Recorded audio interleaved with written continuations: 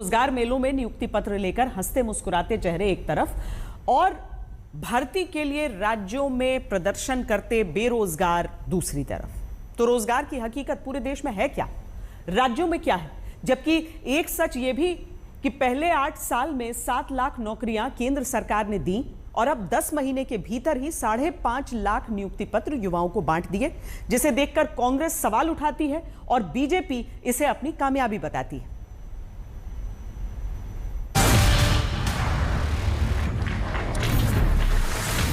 एक तस्वीर रोजगार मेले की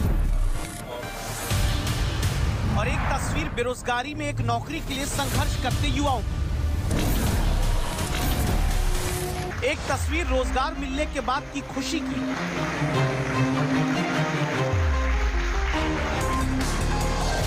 और एक तस्वीर रोजगार के लिए मारामारी की। हकीकत नियुक्ति पत्र का बंटना भी है और सच्चाई देश में बेरोजगारी के आंकड़े भी।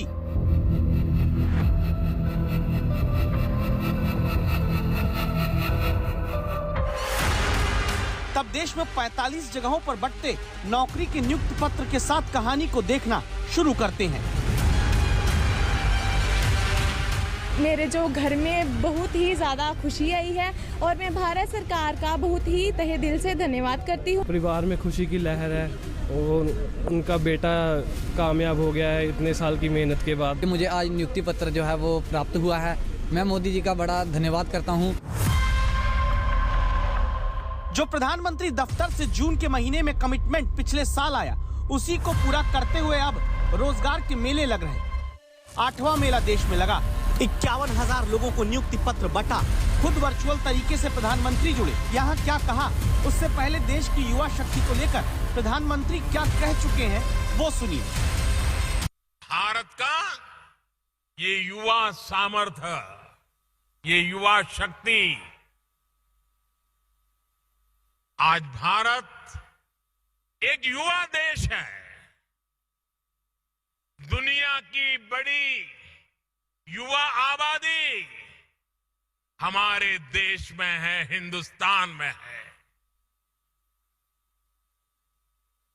युवा शक्ति is the driving force of India journey.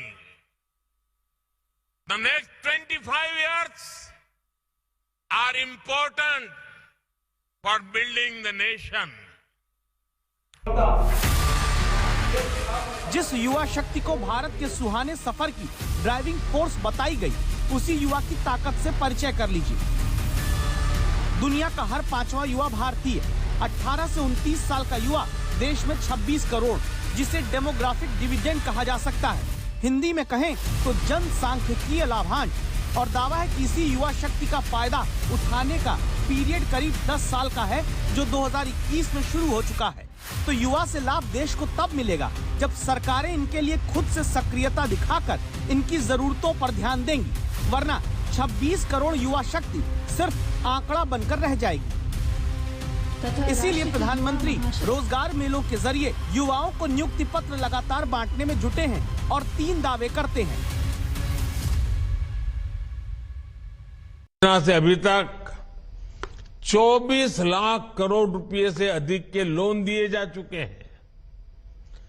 इसमें करीब 8 करोड़ साथी ऐसे हैं जिन्होंने पहली बार कोई बिजनेस शुरू किया है, अपना काम शुरू किया है। पीएम स्वनिधि योजना के तहत करीब 43 लाख स्ट्रीट वेंडर्स को, रेडी पट्टी वाले जो लोग होते हैं ना हमारे, पहली बार बैंकों से बिना गारंटी का ऋण स्वीकृत हुआ है। 2030 तक हमारी अर्थव्यवस्था में टूरिज्म सेक्टर का योगदान 20 लाख करोड़ रुपए से भी ज्यादा होने का अनुमान है।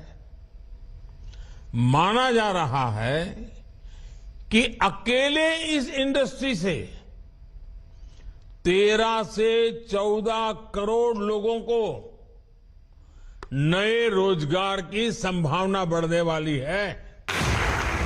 रोजगार के इन दावों के बीच मुद्दा सरकारी नौकरियों का सबसे ज्यादा उठता है। तब देश के अलग अलग राज्य में नियुक्ति पत्र बांटते मंत्री दावा क्या करते हैं, इसे सुनिए। जो प्रधानमंत्री जी ने कहा था वो करके दिखा रहे हैं। अभी 10 लाख के बारे में कहा था, 10 लाख से ज्यादा आंकड़े हमारे पहले ही आज से 1 महीना पहले हो गया। आज वो आंकड़ा बढ़ करके अब लगभग 11 लाख होने जा रहा है। तो जो कहा था उससे बहुत अधिक हम बढ़ रहे हैं। तो मुझे खुशी है कि आज देश के बेरोजगार और उसके अलावा रोजगार मिल रहा है, उनको सरकारी नियुक्ति मिल रही है। शायद केंद्रीय मंत्री जल्दबाजी में यह बात कह गए, क्योंकि सच्चाई है कि अक्टूबर 2022 में 71,000 युवाओं को नियुक्ति पत्र बांटने से जो सफर शुरू हुआ वो नवंबर 2022 में 75,000, जनवरी 2023 में 71,000, अप्रैल 2023 में 71,000, मई 2023 में 71,000, 13 जून को 70,000, 22 जुलाई यानी पिछले महीने 70,000 से ज्यादा, और अब 28 अगस्त को 51,000 लोगों को नियुक्ति पत्र बंटा है। यानी 10 महीने में 8 रोजगार मेले के जरिए 5,50,000 युवाओं को नौकरी दी जा चुकी है और अभी 10 लाख का सफर पूरा होना बाकी है।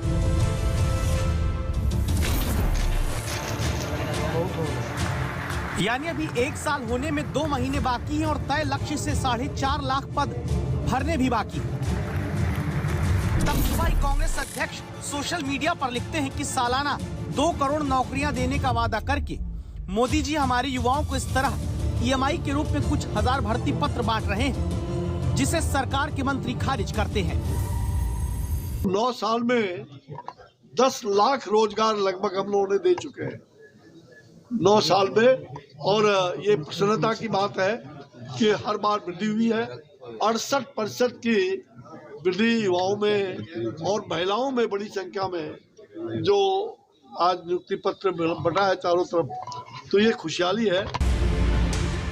रोजगार युवाओं को मिलना वाकई खुशहाली का ही प्रतीक है, लेकिन ये खुशहाली किश्तों में कैसे मिलती आई, कुछ तथ्य देखिए। 2014-15 से 2021-22 के बीच यानी पहले 8 साल 22 करोड़ लोगों ने नौकरी केंद्र में पाने के लिए आवेदन किया और तब पहले 8 साल में सिर्फ 7,22,311 लोगों को नौकरी मिल पाई थी। पहले 8 साल में केंद्र में नौकरी का मकसद लेकर 22 करोड़ लोग फॉर्म भरते हैं तो सिर्फ 0.33% युवा ही केंद्र में नौकरी पाते हैं। 2014-15 से 2021-22 के बीच पहले 8 साल में हर वर्ष औसत 90,288 लोग ही सरकारी नौकरी केंद्र में पा रहे थे। शुरुआती 8 साल में हर साल 0.07% से लेकर 0.80% लोगों को ही नौकरी मिली है। यानी पहले 8 साल में कोई वर्ष ऐसा नहीं आया जब आवेदन करने वालों में से औसत 1% या 1% से ज्यादा लोगों को नौकरी केंद्र में मिल पाई। लेकिन फिर आती है 5वीं बात। अक्टूबर 2022 से अगस्त 2023 के बीच रोजगार मेलों के जरिए ही सीधे 5 लाख से ज्यादा नौकरियां केंद्र में सरकार ने दे दी। ये 5 तथ्य इस बात की तरफ इशारा करते हैं कि जो सक्रियता अभी शुरू हुई, इसी सक्रियता के साथ पहले भी नियुक्ति पत्र बंट सकते थे और बेरोजगारों के बीच रोजगार की खुशियां दी जा सकती थी।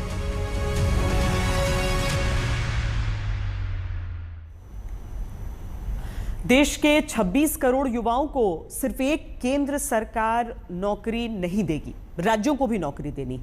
हमारे देश का युवा हर सरकार से चाहता क्या है?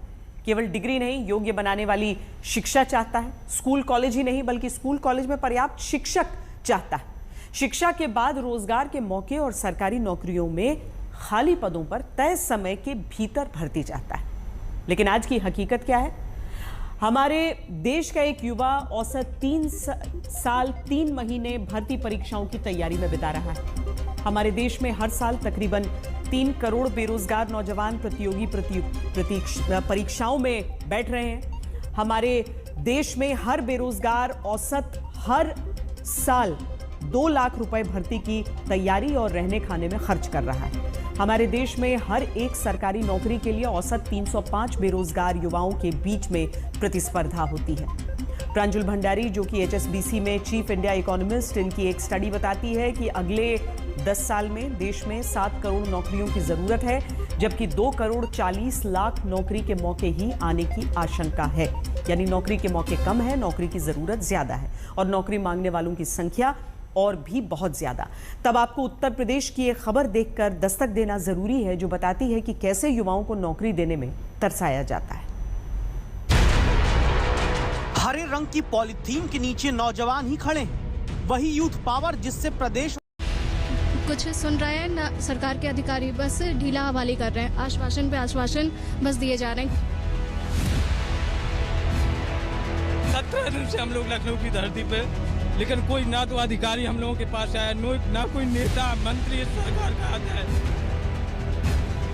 आश्वासन पे आश्वासन देते रहते हैं। आपका काम चल रहा है, आपका काम 1 महीने बाद, आपका काम 2 महीने बाद। हम लोग यहाँ धरना देने के लिए नहीं बने हैं।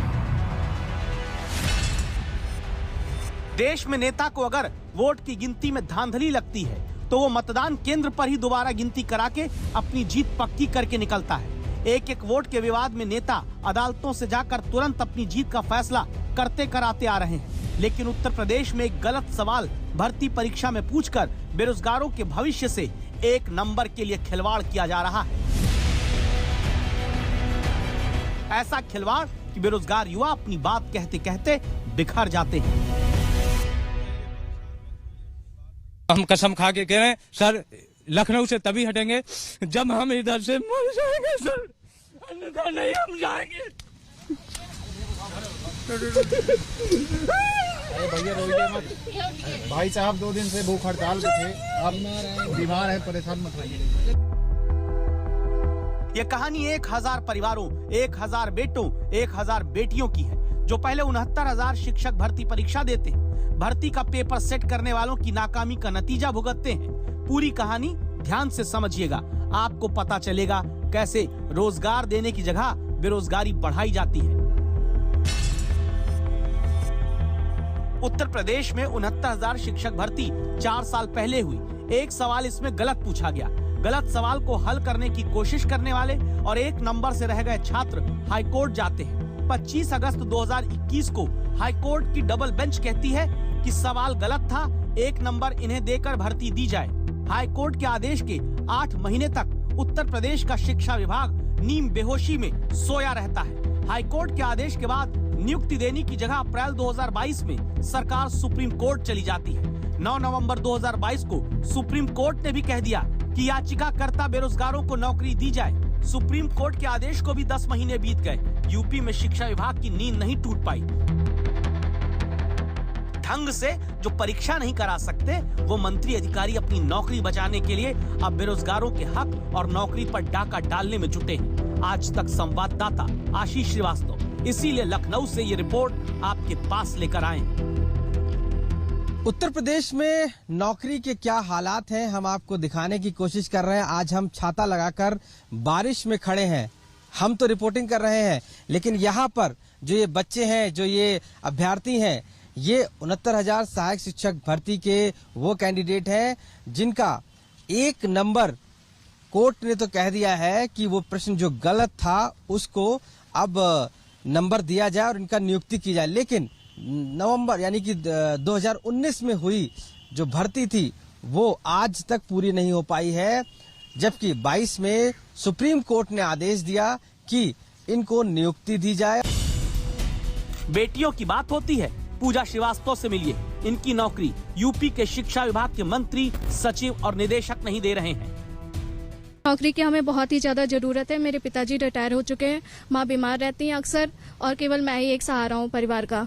मेरे पिताजी ने केवल मुझे इसलिए पढ़ाया था कि मैं धरना देती रहूं जिंदगी भर।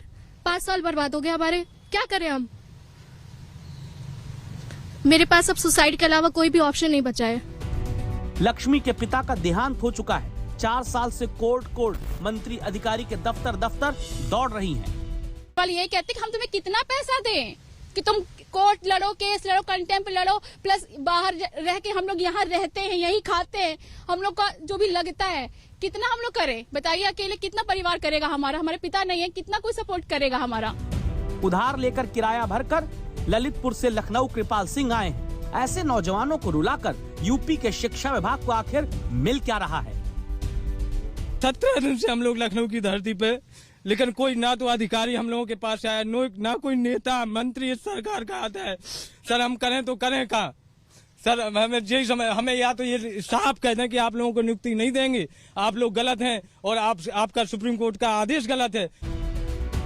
खुद गलत सवाल भर्ती में पूछकर देश की सर्वोच्च अदालत के आदेश तक पर कुंडली मारकर बैठे अफसर और मंत्री इनकी नहीं सुनते तो ये न सिर्फ अदालत की अवमानना है बल्कि विभाग की नीति और नियत का भ्रष्टाचार है, जिन्होंने पढ़ाने की योग्यता रखने वालों को धरना देने के लिए लाचार कर रखा है। आशीष श्रीवास्तव, लखनऊ, आज तक।